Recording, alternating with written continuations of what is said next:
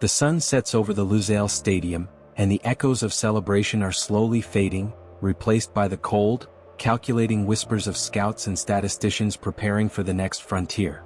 You think you know who will lift the trophy in 2026, but the terrain of international football is shifting beneath our feet, and the ghosts of past triumphs are no longer enough to guarantee safety.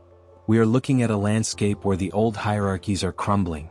Argentina sits on the throne, but look closely at the shadows creeping toward the base of that pedestal. Why is it that the team that conquered the world feels like they are walking on a tightrope? Imagine the silence in the locker room after a narrow qualification win. The tension isn't just about the opponent, it is about the inevitability of change. Consider the 2022 final against France. That match wasn't just a win, it was a testament to survival. When Mbappé turned the tide in under 2 minutes, it wasn't just a lapse in concentration, it was a tactical tremor. That tremor is now a recurring theme in global football. We are seeing a shift where teams like France, England, and a revitalized Brazil are no longer playing against the team on the pitch, but against the ghost of the tactics that won the last cycle. The irony is that Argentina's greatest weapon, their chaotic brilliance, is also the primary reason they are becoming the most studied team on the planet. Think back to the match against the Netherlands. It was a brawl disguised as a game of football. The tactical flexibility displayed by Scaloni changed the game, but that flexibility has been harvested by every major analyst in the world. Now, imagine a tactical database where every movement Messi makes, every space DePaul occupies, and every defensive transition Argentina triggers is processed through an algorithm. That is the reality for the 2026 cycle. But here is where the story gets darker. While everyone is busy analyzing how to stop Argentina, they are ignoring a much more dangerous phenomenon: the evolution of the mid-tier. Countries like Morocco, Colombia, and even Japan are no longer playing to survive. They are playing to disrupt. Remember the shock of Saudi Arabia beating Argentina in the opener? Most dismissed it as a fluke. But watch how the Japanese side played Germany and Spain. That wasn't luck. That was a sophisticated, high-pressing, data-driven insurgency. This brings us to the mid-video realization. The favorite isn't the team with the most stars. It is the team that can manage the decay of their own established style. Argentina is currently fighting a war on two fronts: the aging of their core icons and the rapid, aggressive tactical refinement of their challengers. Can a team survive without its heartbeat? We talk about Messi's potential final bow, but the real question is, how does a team function when its primary engine changes gears? Think about Brazil in the 2006 tournament. They had names on the sheet that would make a manager weep with joy, yet they played like a luxury car with no fuel. Talent is a trap if it doesn't possess the hunger of the unknown. Argentina has the hunger, but do they have the fresh blood to sustain the intensity required for a 7-game slog in 2026? Consider the 2024 Copa America. The grit shown by Argentina in that final wasn't just about skill. It was about pure, unadulterated willpower. But willpower is a finite resource. In a tournament hosted across the massive expanse of North America, travel fatigue, climate variations, and the sheer volume of games will test the depth of every squad. Argentina's secondary line of defense needs to become their primary identity. Yet, the rankings tell a story that many refuse to read. Why are the bookmakers still so confident in the reigning champions?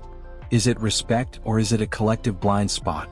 Look at the tactical transition of teams like Portugal under Roberto Martinez. They have moved away from pure reliance on individual brilliance to a more rigid, structural integrity. That is the exact opposite of what made Argentina successful. If you are a betting man, you would look at the trajectory. Argentina's trajectory is a curve, and we are currently at the point where that curve is flattening. Does this mean they will crash? Not necessarily. But it means the margin for error has evaporated. We are no longer talking about tactical tweaks. We are talking about the survival of a philosophy.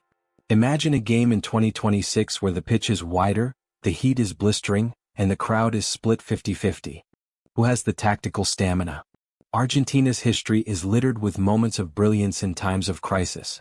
But brilliance is not a strategy. It is an escape hatch. When you stop relying on the escape hatch, you have to build a fortress. Is the current Argentinian squad building a fortress, or are they still living in the house that Messi built? The answer lies in the way they handle the transition. If you watch the way Julian Alvarez moves off the ball, you see the blueprint for the future. He isn't playing for the assist, he is playing for the space that the assist creates. That is a sophisticated, high-level tactical evolution. But is it enough? The rankings are shifting because the game itself is becoming more granular. We aren't just looking at goals anymore. We are looking at expected threat, high-intensity sprints, and the breakdown of defensive blocks in the final third. These are the stats that decide winners in the modern age. And in these stats, teams like France are actually outpacing the current world champions. It is a terrifying reality for the Albiceleste faithful, but it is the truth of the metrics. So, why do we hold on to the belief that Argentina will repeat? It is the same reason we love football. It defies the numbers. It thrives on the irrational. But history is also a cold mistress. No team has successfully navigated the transition of a post-legend era while remaining on top of the world. Can they be the first? They have the structure. They have the pedigree.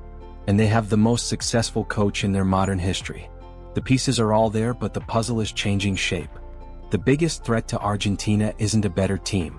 It is the weight of their own legacy. Every game they play is a referendum on their past rather than a building block for their future. If they can detach from the expectation, they might just find the freedom to win again.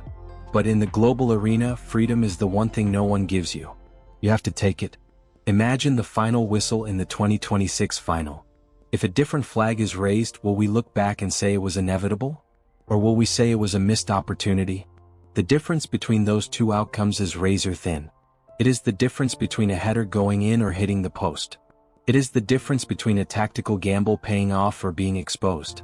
We are witnessing the most competitive era of international football in history. The gap between the best and the rest is the smallest it has ever been. Any team can lose on any given day, and that is exactly why the 2026 World Cup will be the ultimate test of character. Argentina is the target. They are the benchmark. But they are also the team that has the most to lose. How they balance the pressure of their crown against the reality of the game will determine if they solidify their status as legends or if they become another cautionary tale of a dynasty that couldn't quite sustain the fire. As we move closer to the tournament, the questions will only get louder. The noise will increase, the predictions will flood the airwaves, and the pressure will reach a breaking point. But when the dust settles, only one thing matters. Who has the mental fortitude to stand tall when the world is rooting for your downfall? The path to 2026 is paved with uncertainty, but that is exactly what makes the beautiful game so addictive. We love the drama, the highs, and the crushing lows. Argentina has given us plenty of all three. Now they must face the ultimate challenge. The challenge of remaining on top when everyone has figured out your secrets. Is there a tactical move yet to be revealed? Is there an unknown quantity in the reserves that can turn the tide? The mystery is what keeps us watching, and that is why 2026 will be the most unpredictable tournament in our lifetime. So here is my question for you. If Argentina is forced to choose between tactical rigidity and their classic, expressive flair in the final moments of a do-or-die game, which path do you believe will actually save them from an early exit, and why?